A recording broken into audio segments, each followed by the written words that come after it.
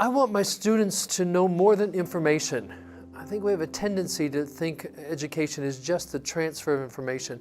I want them to know God. I want them to love God. I think we model that as much as we teach that. So I want them to have a desire for knowing Him through His Word and through prayer. I want them to love their neighbors and the nations.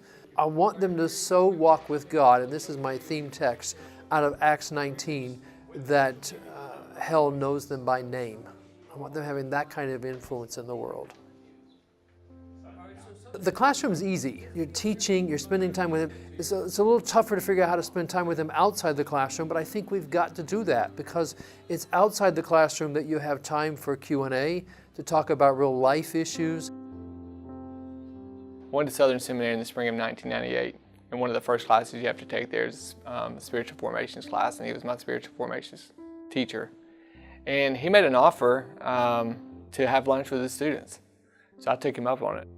Dr. Lawless really became a mentor because I saw something in his life that I wanted to emulate. And what I saw was someone with integrity. What God ultimately wants is people who are transformed in the image of His Son. And that means we need people who have been formed by the gospel, who understand how to use these truths to form others. If I believe that the students have to be formed in order to form, then I've got to be a part of forming them. One of the things that often gets asked at our church is, what are the evidences of God's grace in your life? When I think of evidences of grace in my life, I think of Dr. Keith Whitfield.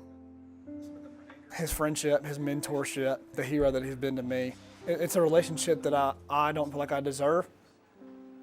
We live in a world that's so broken and prone to discouragement that you need vision, you need encouragement as you go. And he's reminded me that God is working in the world and give me an example that I want to follow.